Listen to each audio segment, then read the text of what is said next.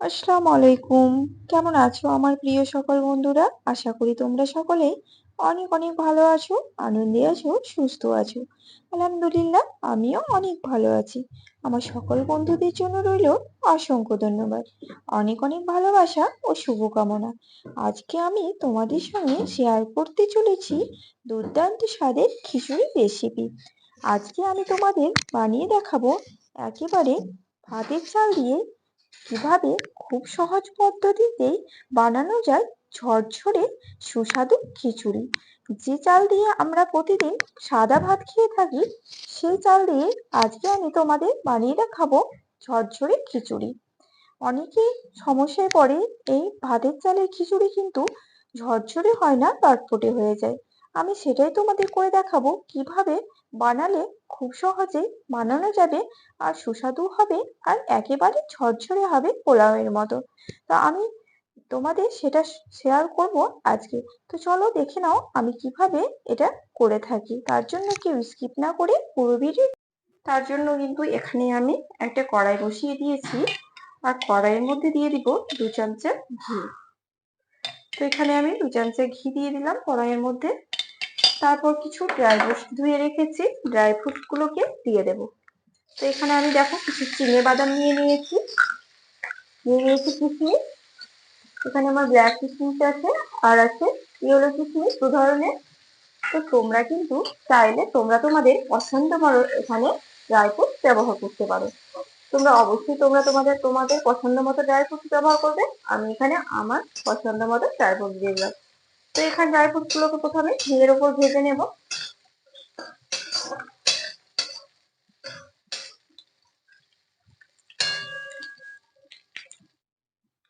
Dry fruits গুলো দেখো ভাজা হয়ে গেছে। এখন আমি ড্রাই ফ্রুটস গুলোকে তুলে নিচ্ছি।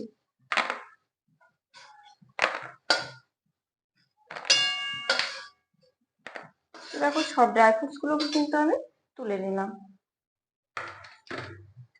এবার এখানে আমি দিয়ে দেব, ড্রাই ফ্রুটস গুলো তোলা হয়ে গেল। তারপরে ঘিয়ের মধ্যে দিয়ে দিচ্ছি 1 চামচা গোটা জিরে। 1 চামচা গোটা জিরেটাকে সুন্দরভাবে ফোড়ন তৈরি করে নেব। তো দেখো এটা কিন্তু ফুটে গেছে, সেন্ট বেরিয়ে গেছে, এটাকে বেশি পোড়ানোর দরকার নেই। এবারে এর মধ্যে দিয়ে দিচ্ছি, এখানে 3 থেকে 4টে আমি পেঁয়াজ নিয়ে নিয়েছি, আর পেঁয়াজগুলোকে লম্বা লম্বা করে কেটে দিয়েছি। তো লম্বা লম্বা করে পেঁয়াজগুলোকে এভাবে কিন্তু কেটে নিয়েছি। এখন আমি পেঁয়াজগুলোকে একটুখানি ভেজে নেব। তো এখানে কিন্তু আমি আরো 2 চামচা মতো ঘি দিয়ে দেবো, কারণ ঘির পরিমাণটা অল্প আছে এখন, সেই কারণে এখানে আরো 2 চামচা মতো ঘি দিয়ে দিচ্ছি। তোমরা চাইলে এখানে তেলও ব্যবহার করতে পারো। অল্প একটু ঘির সঙ্গে পেঁয়াজটাকে আমি ভালোভাবে ভেজে নেব। পেঁয়াজটাকে 3 থেকে 4 মিনিট ভালোভাবে হাই ফ্লেমে ভেজে নিলেই হয়ে যাবে। পেঁয়াজের মধ্যে অল্প একটু বাসন্তী কালার দিয়ে দিলাম, তাহলে করে পেঁয়াজটা খুব সুন্দর একই রকম কালার হবে, আর দেখতে ভীষণই ভালো লাগবে। তো পেঁয়াজগুলো কিন্তু অনেকটাই ভাজা হয়ে এসেছে, কালার হয়েছে। দেখো পেঁয়াজটা ভেজে নিয়েছি, এটা খুব বেশি ভাজার দরকার নেই। এবারে আমি দিয়ে দিচ্ছি এর মধ্যে 3 থেকে 4টে কাঁচা লঙ্কা। 3 থেকে 4টে কাঁচা লঙ্কা দিয়ে দিলাম। তারপরে আমি দিয়ে দেব এখানে আদা আর রসুনের পেস্ট। এখানে আমি 1 চামচা মতো পরিমাণ মতো আদা রসুনের পেস্ট দিয়েছি। তোমরা তোমাদের চাল অনুযায়ী পরিমাণ মতো আদা রসুনের পেস্ট দিয়ে দেবে। তারপরে এটাকে আদা রসুনটাকে ভালোভাবে ভেজে নেব। এখানে আদা রসুনটাকে ভালোভাবে কষিয়ে নিতে হবে,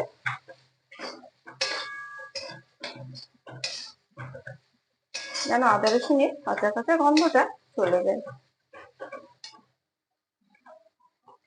তারপর এখানে আমি দিয়ে দিচ্ছি, খিচুড়ি মানে হলুদ তো দিতেই হবে, সে কারণে এখানে আমি দিয়ে দিচ্ছি পরিমাণ মতো হলুদ। এখানে আমি পরিমাণ মতো হলুদ দিয়ে দিলাম। তারপর এখানে আমি দিয়ে দিচ্ছি 1 চামচা ধনের গুঁড়ো, আর দিয়ে দেব 1 চামচা জিরের গুঁড়ো। তারপর মশলাটাকে ভালোভাবে কষিয়ে নিতে হবে। তারপর এখানে আমি দিয়ে দিচ্ছি 1 চামচা পুরো গরম মশলা। তারপর মশলাটাকে ভালোভাবে দেখো কষিয়ে রেডি করে নিচ্ছি।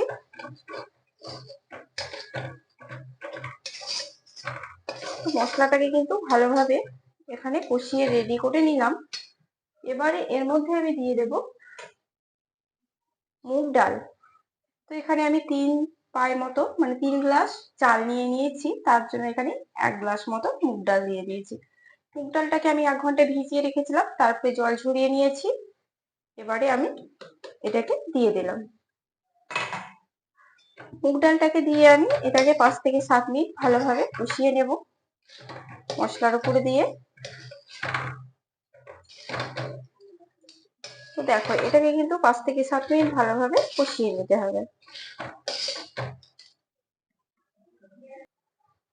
তো 5 থেকে 7 মিনিট কিন্তু ডালটাকে কষিয়ে নিয়েছি। 5 থেকে 7 মিনিট ডালটা কষানো হয়ে গেছে। এবারে আমি এর মধ্যে দিয়ে দিচ্ছি চাল। তো এটা কিন্তু নর্মালি যে চালে আমরা মানে ভাত খাই, সাদা ভাত, সেই চালটা। এই চালটা একদমই আমার ঠিক যেন গোবিন্দ চালের মতোই, দেখো ছোট ছোট। এটা কিন্তু জিরে রাইসই চাল। তো এটাতেই নর্মালি সাদা ভাত খাই, সেই নর্মালি সাদা ভাতের চাল দিয়েই বানাচ্ছি। এটা আমি 3 গ্লাস চাল নিয়েছিলাম, আর 3 গ্লাস চালকে কিন্তু আমি জলের মধ্যে, এমনি নর্মাল জলের মধ্যে 1-1.5 ঘন্টা ভিজিয়ে রেখেছিলাম। তোমরা 1 থেকে 1.5 ঘন্টা 2 ঘন্টা ভিজিয়ে রাখতে পারো, তাতে করে কিন্তু ভীষণই ভাতটা সুন্দর হয়, নরম হয়, আর খুব তাড়াতাড়ি সেদ্ধ হয়। তো এখানে আমি দেখো ভিজিয়ে রেখেছিলাম, তারপরে ভেজানোর পর 2 ঘন্টা ভিজিয়ে রাখার পর জল ঝরিয়ে নিয়েছি আর চালটাকে দিয়ে দিলাম। তারপর চালটা এখানে দিয়ে দিয়েছি। চালটা দেওয়ার পর এখানে দিয়ে দেবো আমি 3 থেকে 4টে তেজপাতা, আর দিয়ে দিচ্ছি ড্রাই ফ্রুটস গুলোকে। সব ড্রাই ফ্রুটস গুলোকে দিয়ে দিলাম। তারপর এখানে দিয়ে দেবো আমি স্বাদ মতো লবণ। তো এখানে স্বাদ মতো লবণ দিয়ে দিচ্ছি। তারপর দিয়ে দেবো এখানে অল্প একটু চিনি, কারণ ভাতটা একটু মিষ্টি মিষ্টি হালকা আসবে, তাতে করে ভালো লাগবে খেতে। সে কারণে এখানে আমি অল্প একটু চিনি অ্যাড করে দিলাম।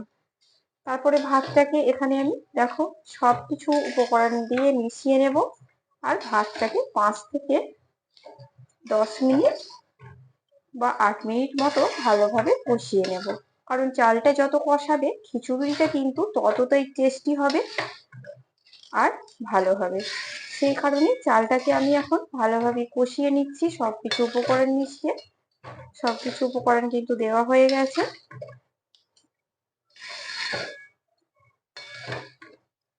তো দেখো এখন চালটাকে আমি ভালোভাবে কষিয়ে নিচ্ছি। চালটাকে যত বেশি কষাবে ভাতটা কিন্তু ততটাই টেস্টি হবে।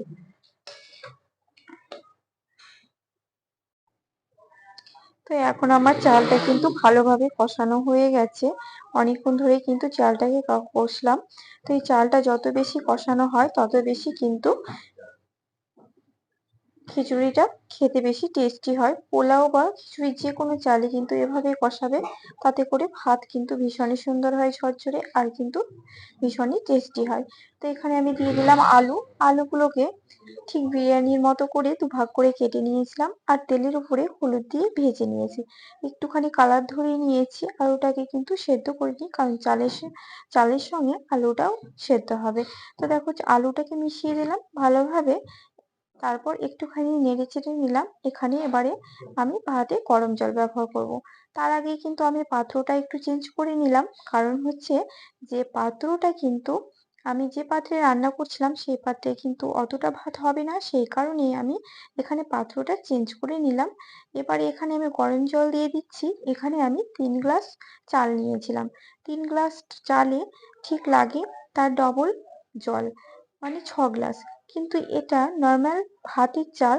ভাতের চাল এমনিতে একটু সেদ্ধ হতে বেশি সময় লাগে, সেই কারণে আমি এখানে 8 গ্লাস জল দিয়েছি। এখানে 2 গ্লাস জল আমি বেশি এক্সট্রা ব্যবহার করছি। পোলাওয়ের জলে চালের পরিমাণের সঙ্গে জলের পরিমাণটা ডবল হয়, আর তার সঙ্গে কিন্তু 1 গ্লাস বেশি দিই। এখানে আমি ডবল দিয়ে দিলাম আর তার থেকে 2 গ্লাস বেশি জল দিয়ে দিলাম। এবার ঢাকা দিয়ে কিন্তু আমি ভালোভাবে ফুটিয়ে নেব। তারপর কিন্তু এটাকে ফুটিয়ে নিয়ে আমি আধ ঘন্টা মতো বন্ধ করে রেখে দেবো। ঠিক যেভাবে আমি গ্যাস বন্ধ করে পোলাও বানাই। তো ফুটিয়ে দেওয়ার পর এখানে চাপা দিয়ে শক্ত কিছু একটা উপরে চাপা দিয়ে দিতে পারো। তারপর আধ ঘন্টা পর আমি আবারও ফিরে আসছি।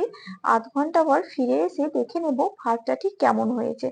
আধ ঘন্টা পর দেখো জলটা কিন্তু পুরোটাই টেনে নিয়েছে ভাতের মধ্যে, আর ভাতগুলো কিন্তু মাশাআল্লাহ একেবারে ঝরঝরে রয়েছে।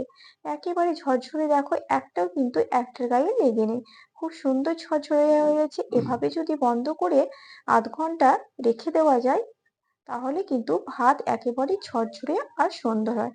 তো এখানে আমি দেখো সবশেষে এবার দিয়ে দিচ্ছি একটুখানি কেওড়ার জল, গোলাপ জল আর আতর, মিঠা আতর মিক্স করে এই খিচুড়ির মধ্যে দিয়ে দেব।